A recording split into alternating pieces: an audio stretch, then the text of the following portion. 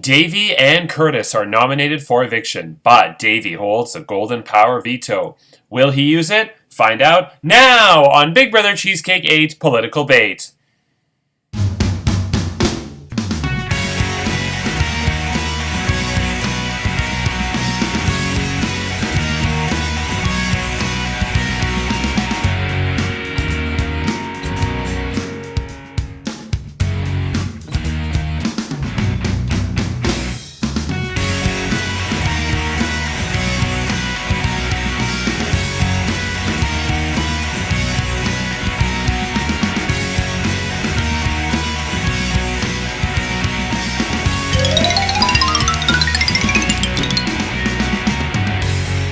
Hello, I'm Andrew Shevsik-Moonves. Welcome to Big Brother Cheesecake 8 Political Bait.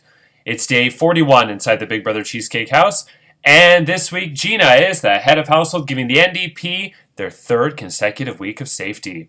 She nominated Davy and Curtis, the last two remaining Liberals, for eviction, but Davy won the Golden Power Veto in the Big Brother Deal or No Deal Golden Power Veto competition.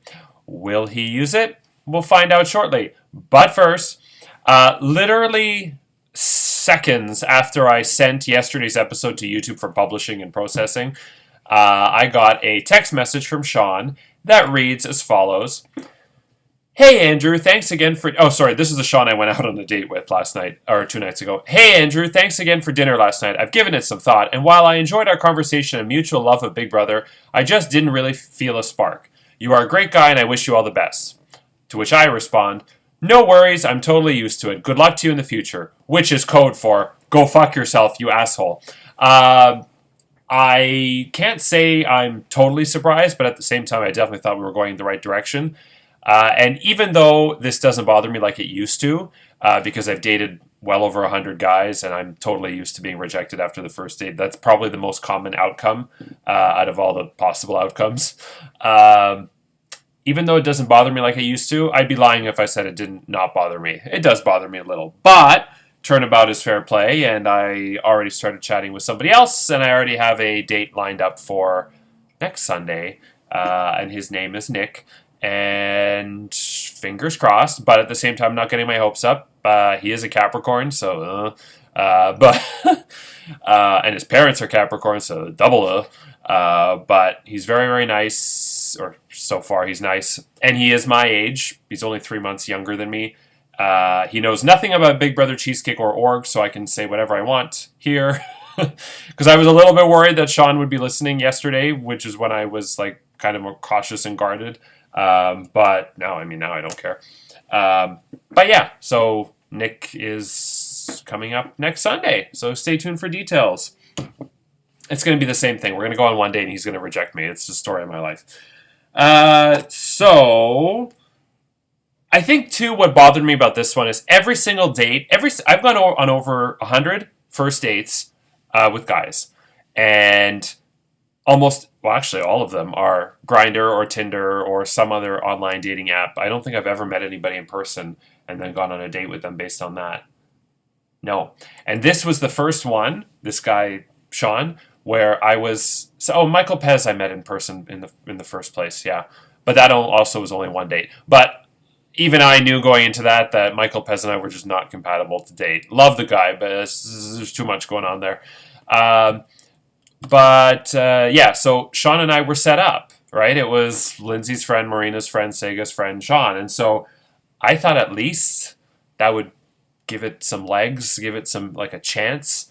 But, I mean, so even that doesn't work. So now I understand why people don't want to set me up, because then they just get their friends angry with them for setting them up with me. So, oh well.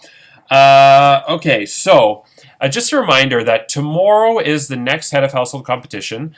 There will be a special guest entering the house to help host it. And I will also let you all know that even though you don't have to be online throughout the whole day, I would definitely watch the episode and, be here a little bit more tomorrow, just so that you kind of get the feeling of what the hell is going on, because it's kind of unique. Also, because the nature of tomorrow's competition is unique, any house guests wishing to use their colossal advantage for the next Head of Household competition must do so by entering the diary room and pushing the penis-shaped button in the diary room, and by 9 p.m. Eastern Standard Time tonight. So if you wish to use your colossal advantage, you must be the only one by 9 p.m. Eastern Standard Time tonight. Yeah, there are some promos for Big Brother Canada 11, which premieres, I think, March 8th, I believe. And yeah, for the 11th season, no callback for me, but I will still be watching, and I'm very curious to see who was cast in the gay guy role. But pretty soon I'm going to be entering the old man role. I mean, that's how Rai Rai got cast in Big Brother Canada 6, because he labeled himself as the old man. He knew he wasn't old, but he played up that role. And once I hit 35, I'm 33 now. Once I hit 35, I'm just going to audition as like the old geezer. I'll just go in with an artificial hip and whatnot. Speaking of artificial hips, Glow wants to remind everybody, as always, that her stories are real. They're 100% real. And my thing is, the more and more you stress that your stories are real, the less people will believe you. Because, she ends every sentence with, "I swear to God, the story is true. Andrew's going to say it's fake, but I swear it's true." But, when you tell people that you're telling the truth, it's usually because you're not. But anyway, I digress. Also, because I was kind of upset about the Sean thing, I went to Red Lobster and I got takeout. Bridget and I both love Red Lobster. It's one of my favorite restaurants, along with Olive Garden, Cheesecake Factory. There's an independent here, Antica. Reds, which is also there's 3 locations, but Reds, Baton Rouge, the Keg. I like the Keg. That's pretty much it. And Sugo. Yeah. Those are my go-tos. My rotation, if you will. Yes. So here's a picture of my Red Lobster takeout. I was really torn between coconut shrimp and just lobster, and I probably should have gone lobster, but I don't know. I was in the mood to splurge, and so I went with the coconut shrimp. Okay, so that's done. That's done. Now, I think that's actually everything. It was a quiet day in the house today, partially because of the Super Bowl, but also just because I feel like Gina kind of I could be wrong, but I got the sense that Gina made her decision yesterday after the veto was done. She talked it through with who she needed to talk it over with, and I don't think today really made any kind of big impact either way. I don't have anything else. This is going to be one of the shortest episodes ever. I'm waiting for... A lot of the house guests seem to be on cruise control now. There was that bumpy part in the beginning when there was a whole bunch of a web of alliances, and there was a bipartisan bipartisan effort that kind of got dismantled. But now we seem to be in that sort of, when the cat is ready to pounce and the tail of the cat goes up and down, like behind it. Obviously, I would hope behind it. We're kind of at that point now where this is the last week before jury, so everybody just wants to make jury. And I feel like next week is when the cards are all going to come out. Plus, let's face it, Davey won the veto. Gina only had 3 options because the NDPs were safe. Penny she clinched a party ticket. She had an LBA with Alex. Spoiler alert. She couldn't nominate, obviously, Davey because he won the veto. Curtis was already on the block. So she had to choose from Jonathan, Sean, and Glow. That was all she had to choose from. There was nobody else. So, we're getting down in numbers, and I definitely think we're approaching. So the game started slow. Then after Paige, it got really up, and it's kind of slowed down a bit this week. But I get the sense, I can see it coming. And usually, my spidey senses in life suck, but in Big Brother Cheesecake, it's pretty good. And I get the sense that the next couple of weeks are going to be cataclysmic, if you will. Before we get to the Golden Power Veto ceremony, something I completely forgot to mention, now that all of the coup pieces are in play, we know Alex has 2 and Curtis has 1, assuming they haven't swapped any. Any house guest who has found the hidden immunity idol and wishes to use it to protect themselves against the coup must do so by 9 p.m. Eastern Standard Time tonight. It's time to get to the Golden Power Veto ceremony. Hello there, my name is Daisy, aka Jean Chrétien. I am a member of the Liberal Party of Canada. We are going close to being extinct, but I won the golden power of veto, even though I was nominated for election. And I have the power to potentially use it to remove one of the two nominees from the chopping block. So, Curtis, why should I? My friend, you are very hot, yes. Why should I use the golden power of veto to save you? Hello there. It's me, former President Barack Obama. We need to talk about hope. Hope is a good thing. Hope brings change. I tried to bring in Obamacare, but Republicans didn't want it. They shot it down. But that's okay, because America, I love you anyway. And once we get rid of this 2-term limit, I'll come right back. I'll get off my jet ski in Hawaii, and I'll be back. Davey, I don't expect you to use the golden power of veto on me. But if you do, I would be shocked. I would actually leave my partner, fly up to New York, and beep you in your beep until it hurts. So, and until you cry.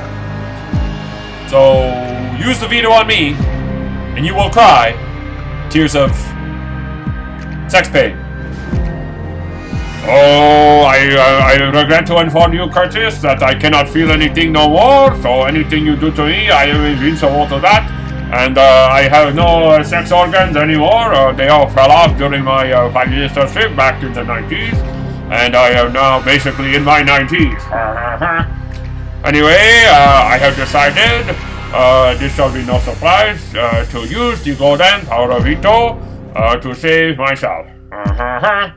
Now, before I get to watching the Super Duper Bowl, I want to, and with a Putin, of course, I want to ask you, Gina, as head of household, since I have vetoed one of your nominations, you must make a new nomination.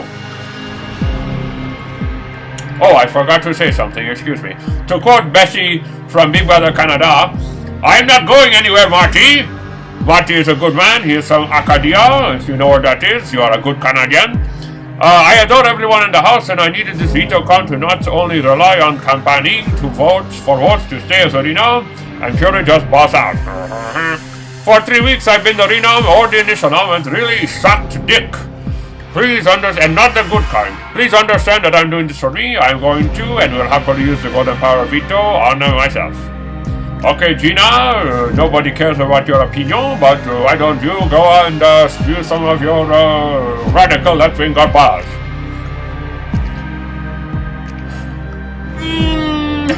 I'm Gina Akajinan. Okay, here we go. Everyone understands that this HOH, I had very limited options. Curtis and Sean are both stand-up individuals, but the game is played week to week, and we saw them tag team to get Brooke out. That was not nice. They're so strong. Both have amazing abs and biceps and advantages that could influence this game big time, like my big boobies. Therefore, I have no choice but to nominate Sean! And with that, this golden power of veto ceremony is adjourned.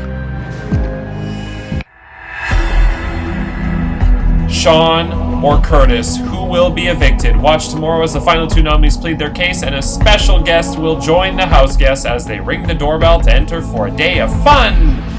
And Wednesday is the next live eviction and head of household competition, where another house guest will be evicted from the Big Brother Cheesecake 8 house, get impeached from Congress, lose their shot at the $800 cash prize, and be the last house guest not to make jury. I'm Andrew Chefsick Moonves. Take care, and remember, if you can't convince them, confuse them.